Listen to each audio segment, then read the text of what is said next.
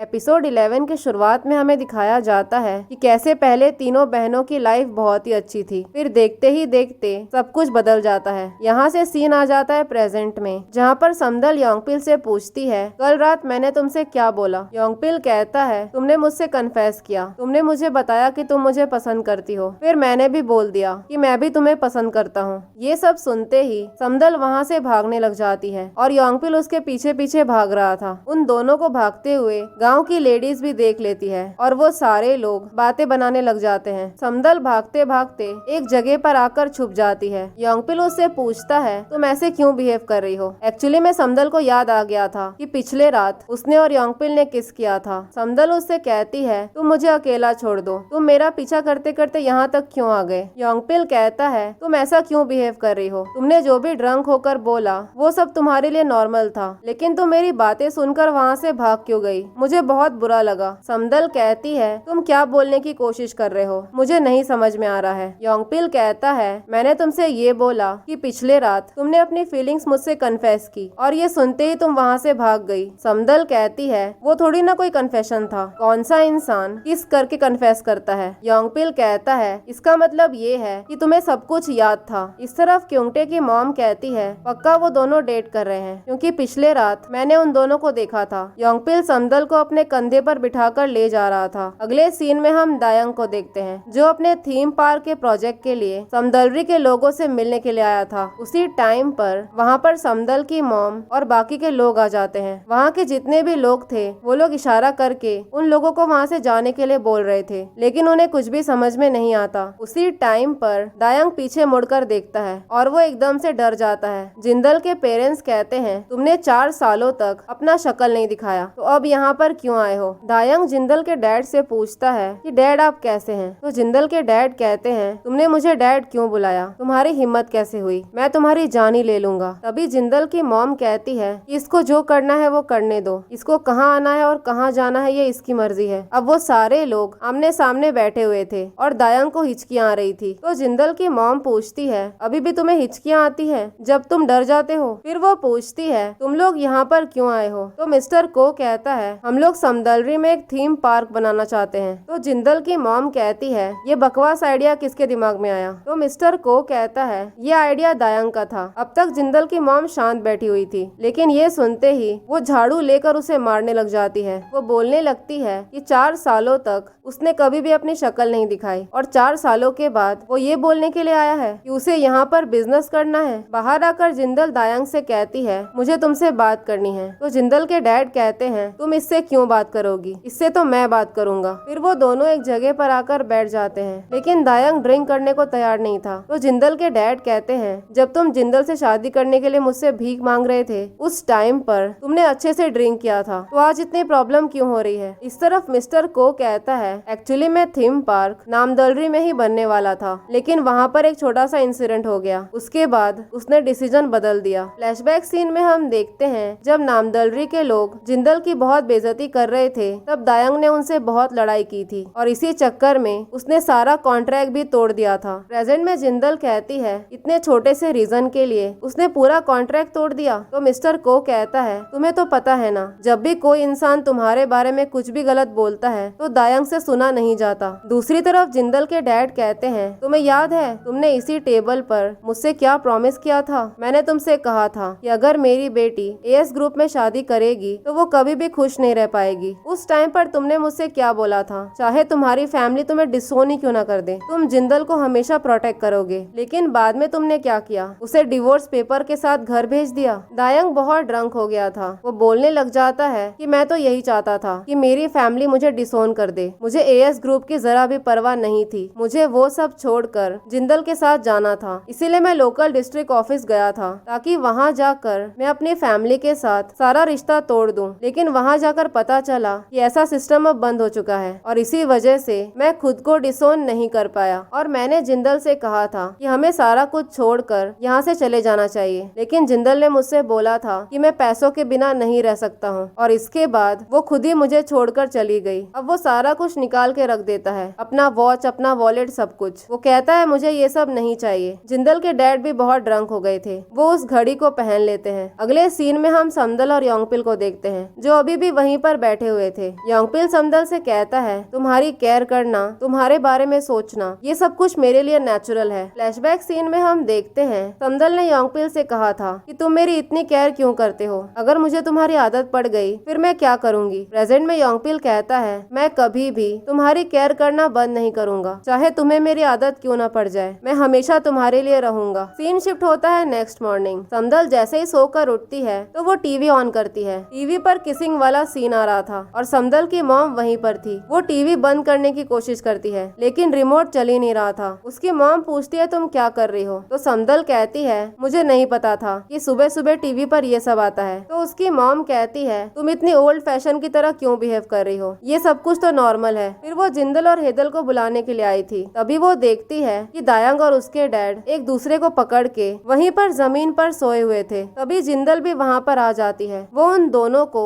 एक दूसरे से अलग करती है। फिर वो अपने डैड से पूछती है, आप इसको घर में लेकर क्यों आए और आप इसको खाना क्यों खिला रहे हो? तो उनकी मॉम कहती है, हम किसी भी इंसान को बिना खाना खिलाए कैसे भेज सकते हैं। अब तीनों बहनें एक एक करके दायंग से क्वेश्चन पूछने लग जाती है। समदल कहती है, एएस ग्रुप ने मुझे एडवर्टाइजमेंट के लिए फोटोशूट करने से क्यों बैन किया। फिर हेदल कहती है, जिस कॉफी शॉप में मैं पार्ट टाइम जॉब करती थी वहाँ से मुझे निकाल दिया गया और जिंदल को भी जॉब से निकाल दिया गया। इस बारे में तुम्हें कुछ पता है क्या? कोई भी दायंग को खाने ही नहीं दे रहा था। सब लोग कंटिन्यूअसली बस क्वेश्चंस पूछ रहे थे। यहाँ से हमें फ्लैशबैक का एक सीन दिखाया जाता है जहाँ पर दायंग खाना खा रहा होता है। ये खाना जिंदल की मॉम ने भिजवाया था। उस टाइम पर दायंग से वो खाना खाया ही नहीं जाता। वो उस खाने की बहुत बुराई करता है। फिर दायंग की मॉम ने सारा खाना डस्टबिन में फेंक दिया था, इसीलिए प्रेजेंट में वो उसे खाना खाने से मना करती है और कहती है, तुम यहाँ से बाहर निकलो। अगले सीन में हम उंजू और समदल के एक्स बॉयफ्रेंड को देखते हैं। उंजू यहाँ पर बहुत भड़की हुई थी। वो चिल्लाते हुए बोलती है, वो लोग मेरे साथ ये सब क्यों कर रहे हैं? वो लोग शूट के बीच में ऐसे कैसे छोड़कर जा सकते हैं? तो च्योंगी कहता है, तुमने उन लोगों से इतना काम करवाया कि वो फ्रस्ट्रेट हो गए। वो उससे कहता है, तुम कैमरे में ऑटो फोकस यूज करो, तुम मैनुअली फोकस क्यों यूज कर रही हो? इसी वजह से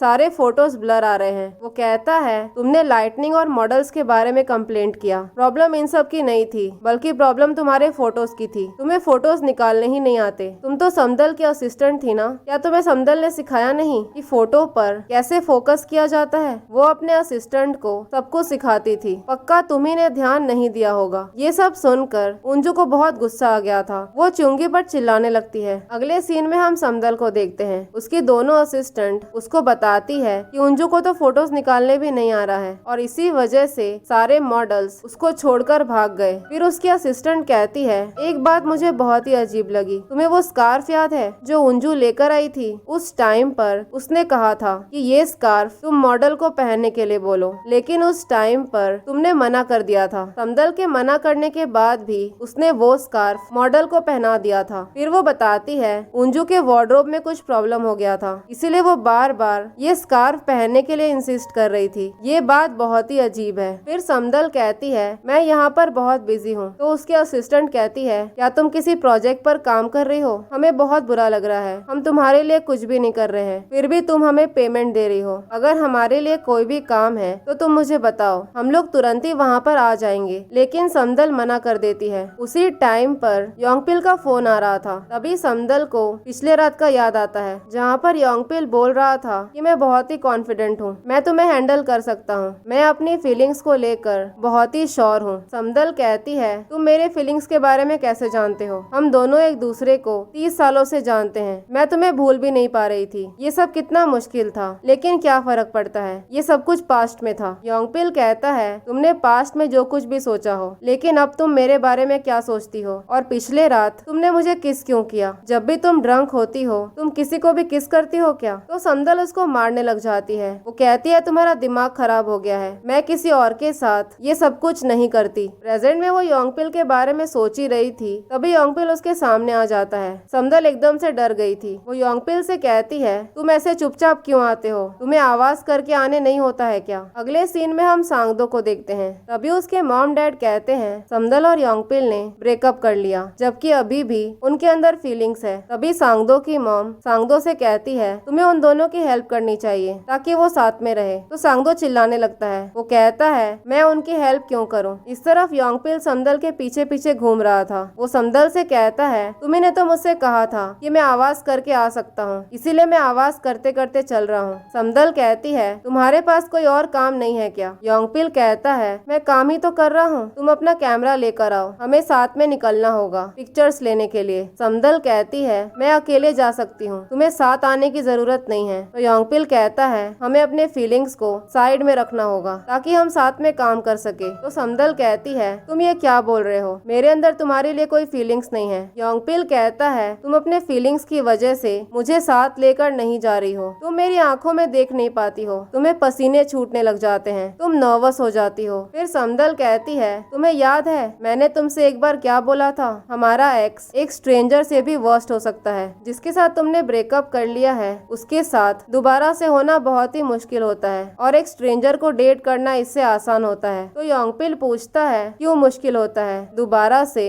उस इंसान को डेट करना? तो समदल कहती है, क्योंकि हम कभी भूल ही नहीं पाए कि हमने ब्रेकअप क्यों किया था। दूसरी तरफ सांगदो चिल्ला रहा होता है, वो अपने पेरेंट्स से कहता है, मैं मैच मेकर थोड़ी ना हूँ जो दूसरों की जोड़ियां बनाते फिरूं। तो उसकी मॉम कहती है, अगर तुम उनकी हेल्प नहीं करना चाहते हो तो मत करो, लेकिन तुम मुझ पर क्यों चिल्ला रहे हो? समदल और योंगपिल एक दूसरे से प्यार करते हैं, फिर भी वो साथ में नहीं है, क्या तुम्हें उनके लिए बुरा नहीं लगता? तो सांगदो कहता है, मुझे उनके लिए बुरा नहीं लगता है। तो उसकी मॉम कहती है, तुम ऐसे बिहेव क्यों कर रहे हो? योंगपिल तुम्हारे साथ बचपन से कितना अच्छा था। तो सांगदो कहता है, फिर मेरा क्या? जो भी मेरा था योंगपिल हर टाइम मुझसे वो छीन लेता है, मुझे हर उस चीज पर गिव अप करना पड़ता है जो कुछ भी मुझे चाहिए होता है। उस टाइम पर हम देखते हैं समदल और योंगपिल वहीं पर खड़े थे। समदल उन दोनों से पूछती है, तुम दोनों को हुआ क्या है? क्या तुम दोनों ने लड़ाई की है? सांगदो उससे सॉरी बोलता है और कहता है, क्या तुम हम दोनों को कुछ टाइम के लिए अकेला छोड़ सकती हो? तभी समदल देखती है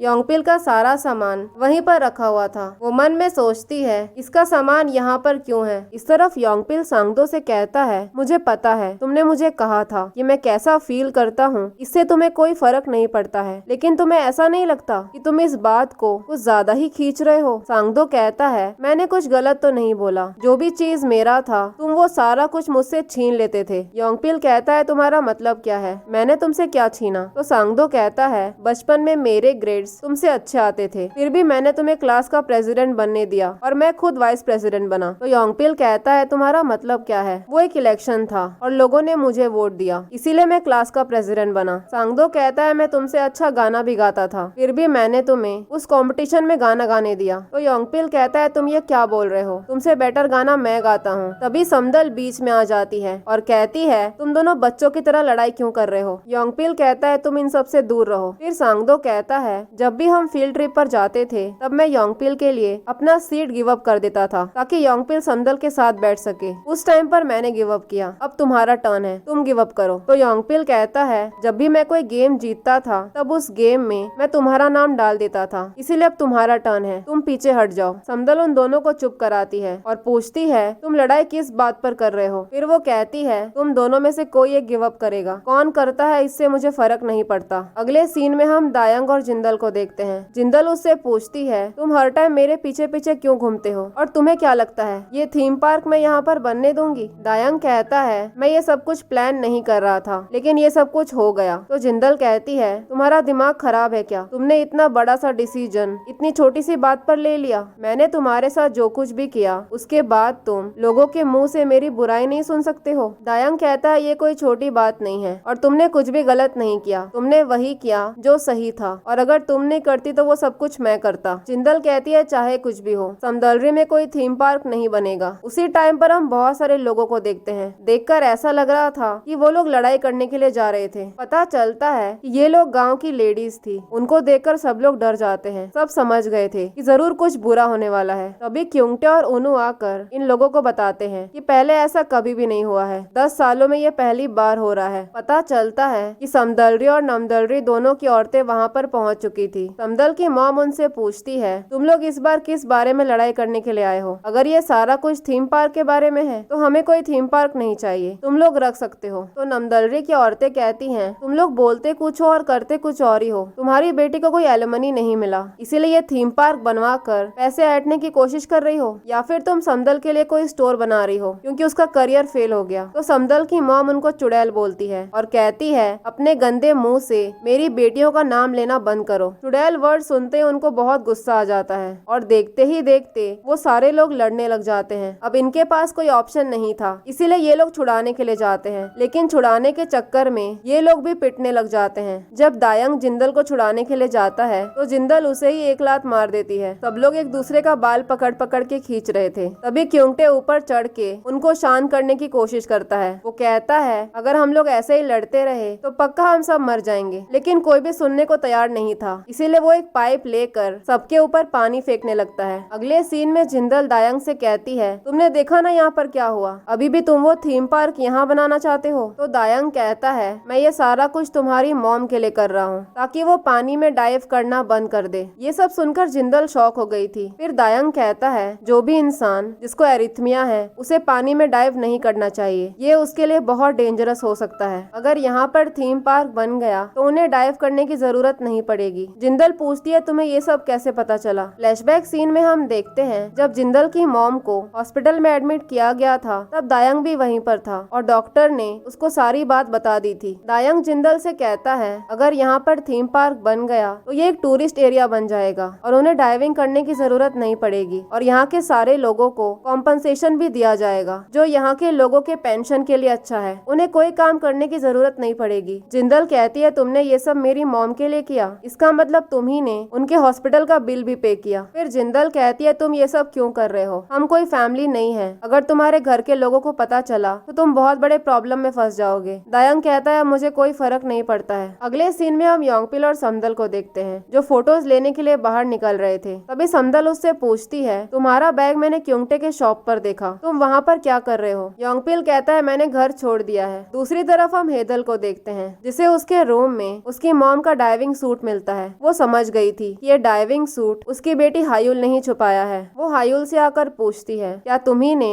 अपनी ग्रैंड मॉम का डाइविंग सूट छुपाया था। तो हायुल हाँ बोलती है। वो कहती है मुझे ग्रैंड मॉम की बहुत फिक्र हो रही थी। हायुल का ऐसा बिहेवियर देखकर हेदल बहुत इमोशनल हो गई थी। अगले सीन में हम जिंदल को देखते हैं। उसे याद आता है जब उसके डैड और दायंग बात कर रहे थे तब जिंदल ने सब कुछ सुन लिया था। जिंदल उसे छोड़ के चली गई थी। इस बात से दायंग बहुत दुखी था और उसने रात में ही देख लिया था जब दायंग और उसके डैड वहीं पर सोए हुए थे। दूसरी तरफ हम योंगपिल और समदल को देखते हैं। समदल उससे पूछती है तुम मुझे यहाँ पर लेकर क्यों आए हो, यहाँ पर हम कौन सी फोटोज निकालेंगे। योंगपिल कहता है तुम थोड़ी देर वेट करो, तुम्हें अपने आप ही समझ में आ जाएगा। योंगपिल समदल से कहता है तुमने मुझसे कहा था कि हम कभी भी उस रीजन को नहीं भूल पाएंगे जिस रीजन से हमने ब्रेकअप किया था। हम रीजन चाहे ना भूल पाए लेकिन हम उस रीजन को ओवरकम कर सकते हैं। हमारे प्यार की मेमोरीज ब्रेकअप के रीजन से भी ज्यादा स्ट्रॉन्ग है। इतना बोलकर वो उसे किस कर लेता है। उसी मोमेंट पर वहाँ का सारा सीनरी बदल जाता है और योंगपिल इसी चीज की फोटो लेने के लिए समदल को यहाँ पर लेकर आया था। इसी सीन के साथ एपिसोड 11 यहीं पर खत्म हो जाता है। अगर आप लोगों को मेरी एक्सप्लेनेशन पसंद आई हो तो लाइक शेयर और सब्सक्राइब जरूर करें। Thank you for watching.